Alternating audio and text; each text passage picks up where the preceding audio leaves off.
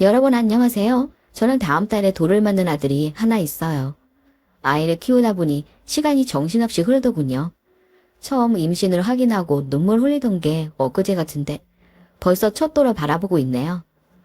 다들 아시겠지만 아이는 존재만으로도 선물인 것 같아요. 아무리 낳고 키우기가 힘들어도 애를 바라보면 그 고통을 모두 잊게 되잖아요.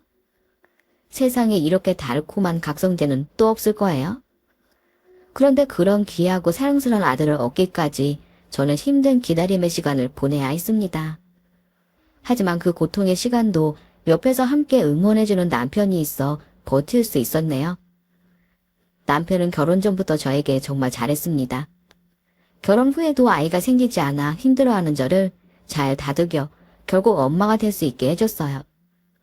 그래서 저는 저희 부부가 영원히 행복할 줄 알았답니다. 그런데 인생이란 정말 예측할 수가 없더라고요. 그렇게 고맙던 남편과 피 튀기는 전쟁을 벌이게 될 줄 미처 알지 못했으니 말이죠. 정말 그 모든 게 철저히 계산된 남편의 연기였고 남편은 마음속에 시커먼 꽁꽁이를 숨긴 채 저를 위해 살아가는 척 잘도 포장했더라고요. 오늘 저는 썰맘 채널에 그때의 얘기를 하고 싶어 이렇게 용기를 내게 됐어요. 앞으로 살아갈 날이 많은 저에게 과거의 상태로 털어내는 시간이 필요했거든요. 고인물이 썩듯 상처를 안고만 있으면 골마버릴지도 모르잖아요. 오늘을 계기로 원망도 미움도 깨끗하게 비우고 다시 시작했으면 좋겠네요. 남편과 저는 대학 선후배로 만났습니다. 저는 남편과 처음 만난 날을 기억하지 못하지만 남편은 너무나 소상히 기억하더군요. 제가 1학년 신입생일 때 남편은 군대에 다녀와 복학했어요. 그래서 개강 첫날 학과 사무실에서 만나게 됐죠. 그런데 신입생인지 묻는 남편의 질문에 제가 대답하지 않았다고 하더군요. 아마 정신이 없어 잘 듣지 못한 모양이었어요. 이런 사소한 실수가 훗날 엄청난 후폭풍을 가져올 줄 전혀 짐작하지 못한 채로 말이에요. 그날 이후 오감을 자주 마주치던 남편이 저에게 호감을 표했습니다. 하지만 사실 남편은 그렇게 눈길이 가는 외모가 아니었어요. 키도 작고 얼굴도 평범했거든요. 반면 저는 어려서부터 인기가 많은 편이었습니다. 제 입으로 말하긴 좀 부끄럽지만 길 가다가 여러 번 연예인 오디션 제안을 받기도 했죠. 그래서인지 항상 남자친구가 있었어요. 남편이 저에게 호감을 보이던 그때도 저는 다른 과의 선배와 만나는 중이었답니다. 사실 외모로만 보면 남편과 그 선배는 비교가 안 될 정도로 차이가 났어요. 그 선배는 학교 홍보 모델 활동을 할 정도로 훈훈한 외모의 소유자였네요. 하지만 예부터 얼굴값 한다는 말이 괜히 있는 게 아니더군요. 그 선배는 저와 사귄 지 넉 달 만에 다른 여자와 몰래 만나다가 제 친구에게 들켜 헤어지게 됐어요. 그리고 그 다음은 저를 계속 소개해달라고 조르던 친구의 사촌오빠와 만났습니다. 그 사람은 외모보다는 의대에 다니는 게 멋있어 보여 사귀게 됐어요. 한데 먼저 소개해달라던 게 무색하게 너무 바빠서 얼굴 보기도 힘들더군요. 결국 또 사귄 뒤 몇 달 만에 헤어지고 말았죠. 제가 그렇게 계속 연애를 하는 동안에도 남편은 해바라기처럼 저를 바라봤습니다. 그리고 제가 필요하다면 무엇이든 구해오고 어떤 어려운 일도 대신해줬죠. 그래서 시험 공부할 때 정말 도움을 많이 받았어요. 예상 문제도 척척 뽑아오고 심지어 제가 어려워하는 레포트도 대신 써줬거든요. 그리고 시험 기간에는 그 맞기 어렵다는 도서관 자리를 양보해주기도 했습니다. 하지만 그런 도움을 받으면서도 저는 남편에게 남자로서의 매력은 전혀 느끼지 못했어요. 그냥 사람 좋은 선배 그 이상도 이하도 아니었답니다. 주위에서는 그런 저를 욕하는 사람들도 있었어요. 사귀지도 않을 거면서 좋아하는 마음을 이용하는 거라며 비난하기도 했죠. 그래서 저도 거리를 둬야겠다고 생각했어요. 한데 오히려 남편이 펄쩍 뛰면서 그런 사람들에게 제 역성을 들어줬습니다. 윤희가 부탁한 거 아니야. 내가 좋아서 해주는 거지. 걱정해주는 건 고마운데 앞으로는 그런 말 하지 않았으면 좋겠어. 괜히 나 때문에 윤희가 오해받으면 안 되니까. 그렇게 남편이 저를 바라본 지 2년 가까운 시간이 흘렀습니다. 그러다 남편이 먼저 졸업을 하게 됐죠.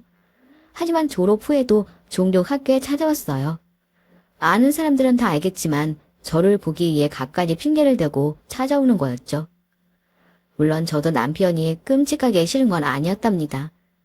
그래도 선뜻 마음을 받아주기에는 뭔가 내키지가 않았어요. 그런 와중에 운명처럼 한 남자를 만났습니다. 대화가 잘 통하고 같이 있으면 유쾌한 사람이었죠. 저와 같은 과 선배였는데 어학연수를 하고 돌아와 복학한 사람이었어요. 그 사람과 저는 그 뒤로 2년을 더 만나다 헤어졌습니다. 사실 그대로라면 결혼까지 생각할 수 있는 사이였네요. 그런데 남자가 갑자기 헤어지자고 하는 바람에 놀랐습니다. 저는 마음속으로는 상대를 붙들고 싶었지만 겉으로는 아무렇지 않은 척 말했어요. 사귀자고 며칠을 조르던 게 누군데 갑자기 헤어지자는 거야. 좋아. 싫으면 간다. 이유도 안 물어보는 거야? 궁금하지도 않아? 듣는다고 뭐가 달라져? 이런저런 이유 대봐야 어차피 지렸으니까 헤어지는 거지. 무슨 다른 이유가 필요해? 별로 궁금하지도 않고. 너 혹시 미성존재 아는 사람 있니? 미성존재? 들어는 봤는데 왜? 사실 말이야. 아니다 됐어. 잘 지내. 그동안 고마웠고 미안해. 그러더니 서둘러 자리를 피하더군요. 결국 가장 길고 행복했던 연애도 그렇게 싱겁게 끝나고 말았습니다. 그리고 얼마 뒤 저는 졸업을 하고 무역회사 입사가 확정됐어요. 그런데 그때까지도 남편은 종종 저의 안부를 묻거나 작은 선물들을 보내오곤 했습니다. 그게 고가의 선물이라면 차라리 거절하기도 쉬웠을 겁니다. 하지만 초콜릿이나 작은 열쇠고리, 머리핀 같은 것들이라 호들갑스럽게 거절하기도 애매한 선물이더군요. 그러다 제가 회사에 첫 출근하는 날 남편이 집 앞으로 찾아왔어요. 저는 생각지도 못한 등장에 눈을 크게 뜨고 불었습니다. 선배, 여기는 어쩐 일이에요? 회사 안 가요. 너 오늘 첫 출근이지. 너희 회사 우리 회사랑 10분 거리더라. 앞으로는 내가 아침마다 태우러 올게. 피곤한데 편하게 자면서 가. 네? 아니 어떻게 그래요. 선배도 피곤할 거고 집이 가까운 것도 아니잖아요. 그러다 아침에 지각하면 어쩌려고요. 전 괜찮으니까 그러지 마세요. 아니야. 혼자 출근하면서 빈차로 다니는 것도 낭비잖아. 우리 회사는 아침 출근은 자유로운 편이라 너 회사 데려다주고 가도 충분해. 걱정하지 마. 남편은 막무가내였고 집 앞에 찾아온 사람을 내칠 수 없더군요. 그래서 어쩔 수 없이 그날 하루만 같이 가기로 했습니다. 하지만 남편은 그 다음 날도 집 앞으로 왔어요. 처음 몇 번 더 거절 의사를 표시했지만 이번에는 남편도 고집을 꺾지 않더군요. 그런데 회사 일은 생각보다 만만한 게 아니었어요. 신입사원이라 그냥 비용만 받아도 너무 힘들더라고요. 그래서 괜찮다던 말이 무색하게 차만 타면 꿀잠에 빠져버리고 말았죠. 그렇다 보니 계속 거절하기도 면이 서지 않더라고요. 게다가 편하게 출근하는 게 익숙해져서 대중교통 타기가 귀찮기도 했고요. 그래서 저는 슬그머니 남편과 함께하는 출근에 동의해버렸죠. 그러다 어느 날부터인가 남편이 퇴근 시간에도 기다리기 시작했어요. 더운 날은 시원한 에어컨을 틀어놓고 추운 날은 따뜻한 히터로 차 안을 덮여놓고 매일같이 기다렸습니다. 그러다 제가 회식을 하게 된 날이었어요. 너무 급하게 정해진 거라 미처 오지 말라는 연락을 하지 못했답니다. 그래서 뒤늦게 연락을 했더니 이미 회사 앞이라고 하더군요. 그런데 제 목소리를 들은 남편이 걱정스러운 투로 말했습니다. 너 많이 마신 것 같은데 괜찮겠어? 내가 그리로 갈까? 지금 어디니? 여기로 온다고요? 아이 됐어요. 저 멀쩡해요. 그냥 가세요. 미리 연락 못해서 미안해요. 워낙 갑자기 전해진 거라 틈이 없었어요.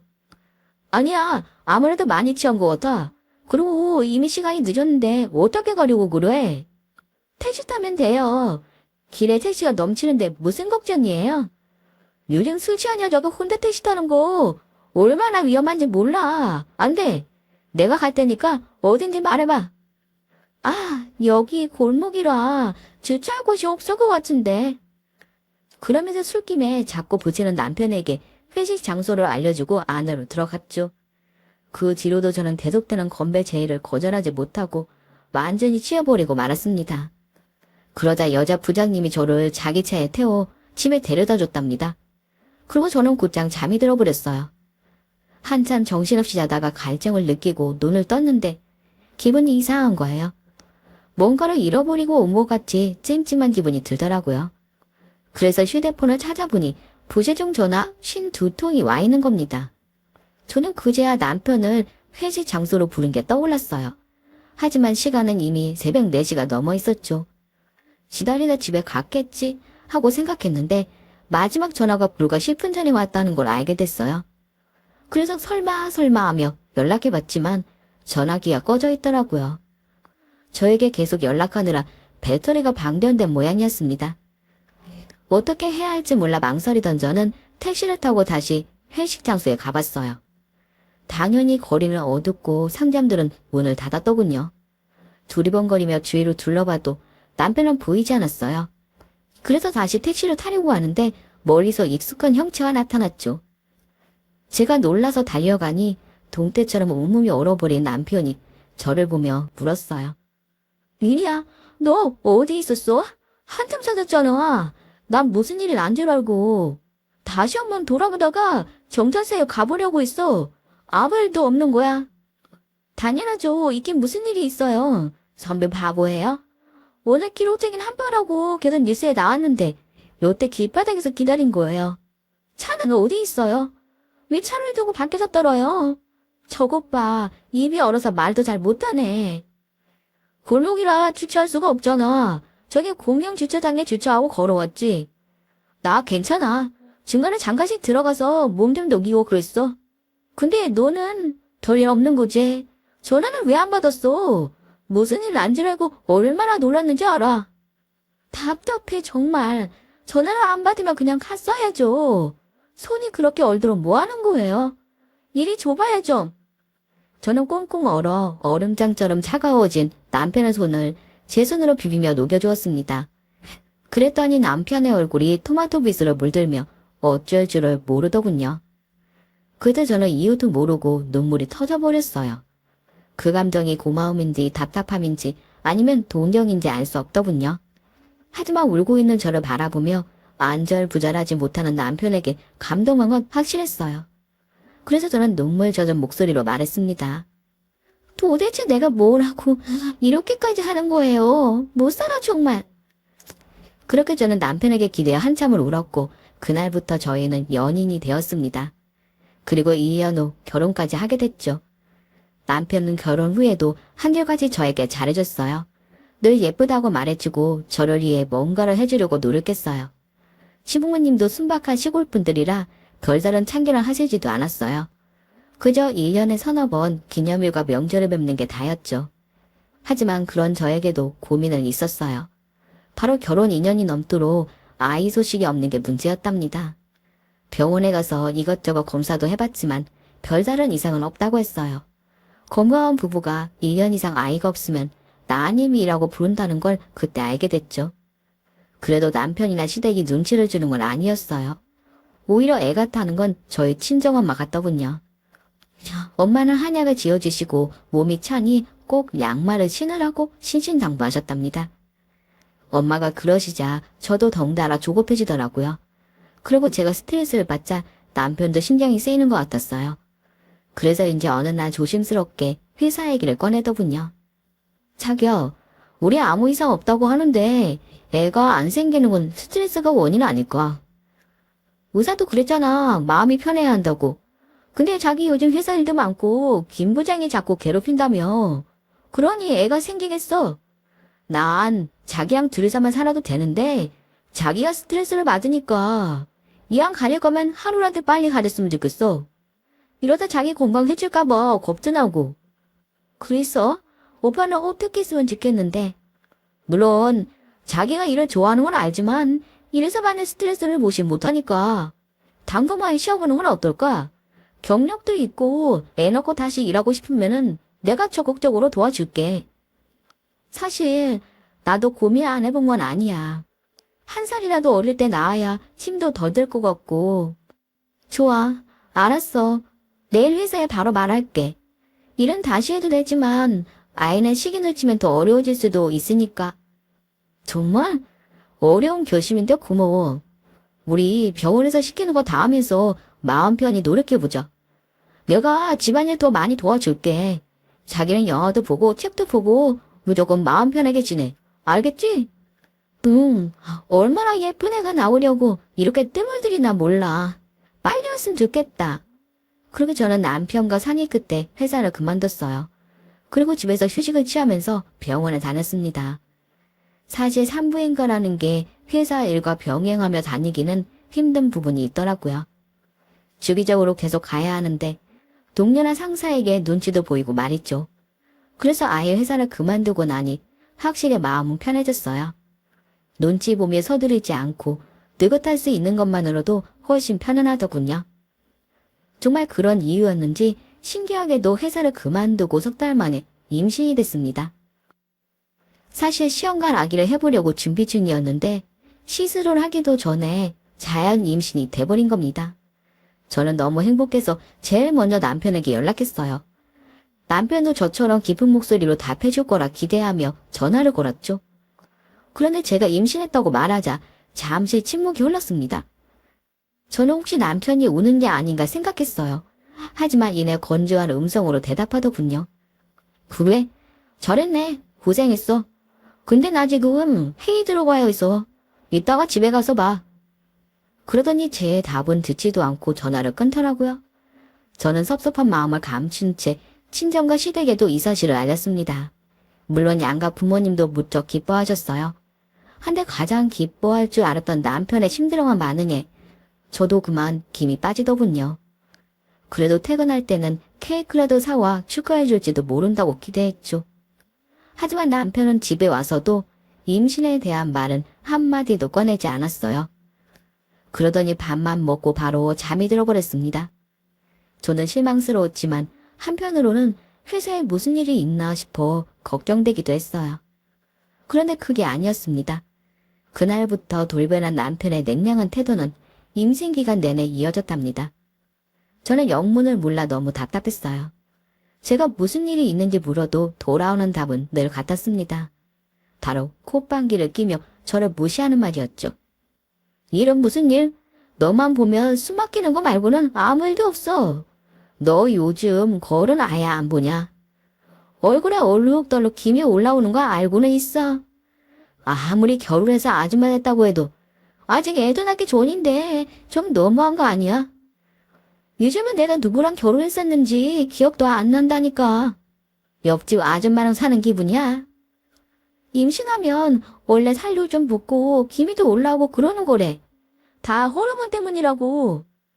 아무리 그렇다고 해도 어떻게 자기의 임신한 와이프한테 그런 말을 해. 임신했을 때 섭섭하면 평생 간다는 말도 몰라? 이거 무서워라. 임신이 무슨 벼슬이냐? 왜? 예전에 네가 만나고 다니는 남자들은 별다를 줄 알아. 결혼하면 어차피 다 똑같으냐 남자들이야. 그렇게 여러 남자를 거치고도 그걸 몰라. 어떻게 그런 말을. 오빠, 도대체 왜 이러는 거야? 뭐가 불만인데? 내가 뭘? 나 임신하고부터 갑자기 다른 사람처럼 굴잖아. 변호하는 게 당연하지. 네가 애 가지고 푹 퍼져서 아줌마 되는 것처럼 나도 아저씨 되는 거야. 대한민국 아저씨들은 거의 이렇게 살아. 너는 결혼했으면서 나만 예전 같게 바라는 게 이기적인 거 아니야. 내가 언제까지 마당새처럼 너를 떠받들고 살아야 되냐? 거울 보면서 현실을 좀 봐라 이 아줌마야. 그렇게 남편은 마치 일부러 상처를 주려고 작정한 사람처럼 막말을 했어요. 물론 제가 회사를 그만두고 임신하면서 몸이 좀 불긴 했습니다. 하지만 그런 욕을 먹을 만큼 역변을 한 건 아니었어요. 그리고 설사 그렇다고 해도 얼마나 기다린 임신인데 행복해야 할 임신 기간에 너무 서럽더군요. 그래서 저는 남편과의 관계 회복을 위해 열심히 노력했습니다. 영문은 모르겠지만 남편이 뭔가 단단히 꼬여있으니 그걸 풀어줘야겠다고 생각한 거죠. 그래서 상차림에도 더 신경을 쓰고 남편이 오기 전에 옅은 화장도 하고 머리도 만졌습니다. 하지만 남편의 냉담한 태도는 날로 더해만 갔어요. 힘든 몸을 움직여 거리에 음식을 차려주면 한샘부터 쉬게 일쑤였죠. 너 아주 코끼리가 되고 싶은 거냐? 무슨 식탐을 이렇게 부려? 나 혼자 보는데 이렇게 퍼써서야 어디 집안살이 나만 하겠냐. 둘이 벌 때 생각하지 말고 돈을 못 벌면 쓰지를 마. 백수 주제에 네가 보는 돈 아니라고 막 써대끼는 거야. 그리고 얼굴에 덕지덕지 쳐버리면 뭐가 달라지냐? 넌 일단 몸이 문제야. 그리고 그 죽은 게 진짜 답이 없다 답이 없어. 아, 너랑 밥 먹으면 역겨워서 체할 것 같으니까 먹고 싶은 게 있으면은 여기서 이러지 말고 친정 가서 먹고 와. 남편의 막말은 날이 갈수록 쇠를 더해갔습니다. 그래서 어느 순간부터 아무런 대꾸도 할 수가 없었어요. 머릿속이 하얘지고 손이 떨려 반박할 말도 떠오르지 않았던 거죠. 그렇게 남편의 이유 모를 괴롭힘이 계속됐고 참다 결국 일이 터지고 말았습니다. 며칠 후 아침을 먹으려고 일어나는데 이상하게 배가 묵직한 느낌이 들었어요. 고개를 갸웃거리며 간신히 소파에 앉았는데 배가 돌덩이처럼 딱딱해지는 게 느껴지더군요. 그러더니 갑자기 하혈하기 시작했습니다. 저는 너무 놀라고 무서워서 남편에게 전화하려다 고개를 저으며 구급차를 불렀어요. 남편은 어느새 그런 위기 상황에서조차 기댈 수 없는 너무나 먼 존재가 되어버렸죠. 저는 두려움으로 눈물을 펑펑 흘리며 병원으로 옮겨졌습니다. 그리고 주사를 몇 대 맞았습니다. 그리고 다행히 하열이 먹고 다시 안정이 찾아왔어요. 그때 의사가 들어와 말하더군요. 다행히 아이한테는 이상이 없네요. 스트레스를 받으면 자궁이 수축하면서 조기 출산이나 다른 문제가 생길 수도 있어요. 이상기도 있고 항상 조심하셔야 합니다. 오늘은 그 약 다 맞고 돌아가셔도 되는데 같은 문제가 발생하지 않게 가능한 누워서 안정을 취하세요. 그 말을 듣자 갑자기 무섭기도 하고 친정엄마가 너무 보고 싶기도 했어요. 그래서 눈물을 참으며 전화를 했습니다. 그러자 엄마가 놀라서 한달음에 달려오셨어요.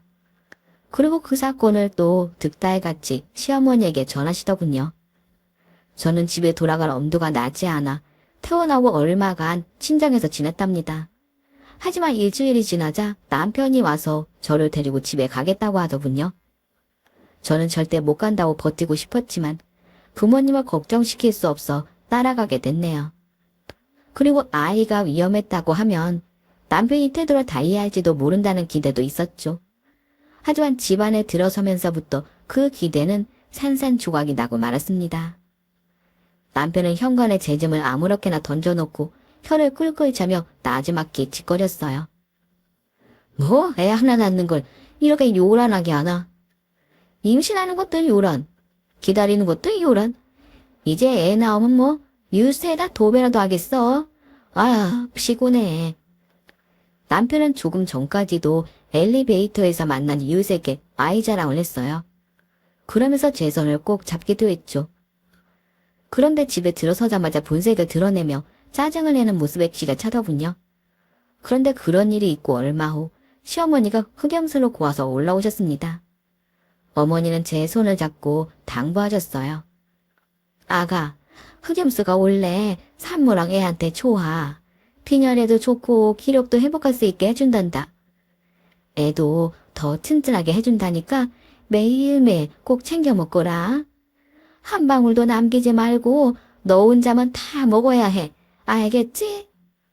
네, 어머님 감사합니다. 죄송해요. 걱정 끼쳐드려서. 내가 놀란 게 어디 너한테 될 수 있겠나? 그래도 괜찮은 거 봤으니 됐다. 나 이제 내려갈란다. 네? 바로 가신다고요? 그러지 마시고 오늘 하루는 주무시고 가세요. 곧 그 사람도 퇴근할 거예요. 아우, 됐다. 시골에 할 일도 많고 정말 흑염소만 전해주고 가려고 온 거야. 넌 아무 신경 쓰지 말고 누워서 푹 쉬어라. 나오지 마라, 나오지 마. 어머니 감사합니다. 저는 그렇게 어머님을 배웅해 드리고 다시 누워 까무룩 잠에 들고 말았어요. 그나도 남편은 자정이 되도록 들어오지 않더군요. 저를 홀대하기 시작한 후부터 조금씩 귀가 시간도 늦어지고 있었거든요. 그러다 시간이 얼마나 지났는지 요란한 소리에 놀라 잠에서 깨어났어요. 소리가 나는 곳으로 가보니 바닥에 어머니가 해오진 흑염소백이 널브러져 있더군요. 저는 아직 포장을 뜯지도 않았는데 무슨 일인지 의아했어요. 그런데 그때 식탁 옆에서 이상한 신음소리가 들려왔습니다. 침착하게 고개를 숙여 식탁 주변을 살펴보니 사람의 발이 보였어요. 남편이 주방 바닥에 누워서 고통스러워하고 있었던 거죠. 그러더니 숨쉬기 힘든지 목을 잡고 신음하다 이내 정신을 잃고 말았습니다. 저는 구급차를 부르고 사람들이 도착하기 전까지 인공호흡을 했어요. 아무리 미운 남편이지만 막상 제 앞에서 신음하자 겁이 나더라고요. 그리고 구급차를 타고 병원에 도착했습니다. 저희 집에 일주일 간격으로 구급차가 2번이나 출동했더군요. 참 별일이 다 있다 싶었어요. 그러면서 어르신이 달려와 처치하는 모습을 지켜보다 이것저것 질문에 답하기도 했네요. 잠시 후 남편이 쓰러진 원인이 밝혀졌어요. 바로 식품에 대한 알레르기 반응이라고 했죠. 저희 남편은 대추와 땅콩에 알레르기가 있었습니다. 그래서 항상 먹는 걸 조심하곤 했는데 도대체 뭘 먹고 그런 일을 당했는지 모르겠더군요. 그러다 퍼뜩 주방이 펼쳐져 있던 흑염소 생각이 났어요. 어머님이 하루 3번 꼭 챙겨 먹으라고 당부하며 하셨단 말씀이 있었습니다. 그냥 흑염소만 넣으면은 비상할까봐 다른 재료들 몇 가지 넣었어. 뭐 특별한 건 아니고 임산부가 먹어도 괜찮은 걸로 대추랑 마늘 그런 것만 조금 넣은 거야. 그랬습니다. 어머니가 흑염소 냄새를 잡기 위해 대추를 넣었다고 하셨던 게 생각났어요. 남편은 그걸 모르고 흑염소를 먹었다 호흡곤란이 와서 화를 당한 거죠. 저는 남편에게 다가가 이 사실을 말하며 물었습니다. 흑염소를 왜 먹은 거야? 어머니가 거기 대추 넣으셨어. 뭔지는 알고 먹든지. 임신한 와이프 먹으라고 해오신 걸 도대체 왜 먹었냐고. 아이씨, 대추? 흑염소에 왜 대추를 넣고 그래? 죽다 살았네 진짜. 그건 도대체 왜 먹은 거냐고. 아무리 엄마가 해주신 거라도 임산부가 먹을 건데 괜찮은지 체크는 해봐야 할 거 아니야. 임신해서 한약 같은 거 함부로 먹다가는 큰일 날 수도 있어. 너는 그런 것도 몰라. 정말 그런 이유야? 내가 먹어도 괜찮은지 보려고 먼저 먹어봤다? 너는 꼴 보기 싫어도 애를 지킬 의무가 있는 아빠잖아. 너도 앞으로 아무거나 먹지 말고 다 따져보고 먹으란 말이야. 알겠어? 남편은 치료를 받자마자 살만해졌는지 저에게 큰 소리를 쳤습니다. 하지만 저는 남편의 말을 고지그대로 믿지 않았어요. 무슨 다른 이유가 있는 건 아닌지 의심이 갔던 거죠. 그렇게 또 며칠이 지나갔습니다. 저는 의사 말대로 계속 누워서만 지내다 초음파와 태동 검사를 하러 병원에 가게 됐어요. 그런데 그곳에서 뜻밖의 인물을 만났네요. 바로 대학 동창이었죠. 저는 동창과 반갑게 인사하고 그간의 일들을 얘기 나눴어요. 제 배를 본 동창이 축하 인사를 건네며 자신도 임신 3개월이라고 하더군요. 그러더니 뭔가 망설이듯 잠시 고민하다 다시 입을 열었죠. 근데 너희 남편도 잘 지내? 덕수 선배 말이야. 아, 우리 남편 잘 지내. 언제 한번 놀러와. 내가 너 안부 전해줄게. 그래. 근데 내가 이런 말 해도 될지 모르겠는데 난 그래도 선배가 아니고 네 친구니까. 사실 나도 들은 말인데 덕수 선배가 군대 가기 전에 진하게 사귀던 첫사랑이 있었다고 하더라. 근데 그 여자가 결혼해서 외국에 갔다가 이번에 이혼하고 한국에 들어왔다는 거야. 그래? 근데 그게 왜? 원래 한편 나이가 몇인데 그럼 내가 첫사랑이겠어? 그리고 너도 알다시피 연애는 남편보다 내가 더 많이 했잖아. 그게 뭐 큰일이라고? 그래 다가 아니니까 그렇지. 얼마 전에 덕수 선배가 그 여자랑 만나는 걸 내가 봤어. 그때 선배들 몇 명이랑 같이 있었는데 그중에 그 여자 얼굴을 기억하는 사람이 있더라고. 근데 덕수 선배는 우리가 보고 있는 것도 모르고 아주 신나서 내가 이걸 너한테 전화라도 해서 말을 해줘야 하나 말아야 하나 고민하는데 왜 여기서 너를 딱 만난 거야. 그래 이건 네가 알아야 하는 일인가 보다 생각한 거지. 윤희 너 놀라운 거 아니지? 놀라긴 뭐 옛날 친구니까 만날 수도 있지. 그래도 말해줘서 고마워. 고민 많이 했을 텐데. 내가 남편한테 왜 만났는지 한번 물어볼게. 그리고 태어난 저 친구와 인사하고 돌아섰어요. 하지만 제 가슴은 두근반 세근반 뛰고 있었습니다. 혹시 남편이 최근에 저를 무시하는 게 첫사랑과 관련이 있는 건 아닌가 의심이 됐거든요. 하지만 남편에게 직접 묻지는 못하겠더군요. 화를 내면서 부인하든지 아니면 저를 비웃으며 외도로 인정하든지 둘 중 하나겠죠. 하지만 어느 것도 감당하기는 힘들 것 같았어요. 그래서 며칠을 고민하며 별다른 행동을 취하지 못하고 있었습니다. 그러다 그 일이 일어났어요. 남편은 원래 이전부터 얘기를 써오고 있었답니다. 하지만 저는 내용을 볼 수가 없었죠. 작은 다이어리에 끼적이는 몇 줄의 메모 같은 거였는데 신주단지 모시듯 하더라고요. 그리고 사실 그동안은 그 내용에 별 관심도 없었어요. 그저 회사 일이나 중요한 일을 체크하는 용도로만 사용한다고 생각했거든요. 그런데 어느 날 남편이 전화를 받고 나가다가 그 다이어리를 떨어뜨린 게 아니겠어요? 보통 때라면 그런 게 떨어져 있어도 별로 관심이 없었을 거예요. 하지만 그 당시 저는 남편 때문에 고민하던 터라 거기 적힌 내용이 매우 궁금했습니다. 그래서 조심스럽게 남편의 기록들을 넘겨봤네요. 그리고 잠시 후 그 작고 평범한 수첩이 제 가슴에 엄청난 파란을 일으키고 말았답니다. 저는 침을 삼키며 다이어리의 가장 오래된 내용부터 살펴봤습니다. 기록은 남편이 군대에서 제대를 앞두고 있던 때부터 시작되더군요. 얼마 후면 제대할 생각에 희망에 부풀어 있었어요. 그러다 복학 후의 이야기도 나오더군요. 그런데 왜 그런지 남편은 잔뜩 화가 나 있었어요. 건방진 신입생이 사람들 앞에서 자신을 무시하고 모멸감을 안겨줬다고 하더군요. 그 이후로 계속 복수하고 싶다는 저주와 가까운 말들이 적혀 있었습니다. 남편은 그 신입생이 자신의 외모를 비웃고 잘난 척하는 인간 쓰레기라고 표현했더라고요. 저는 상대가 누구인지 떠올려 보려고 했지만 딱히 생각나는 사람이 없었습니다. 그리고 그 뒤로 한동안은 사소한 약속 같은 것만 기록되어 있더군요. 그러다 남편이 졸업하고 다시 그 신입생에 대한 말이 나오기 시작했습니다.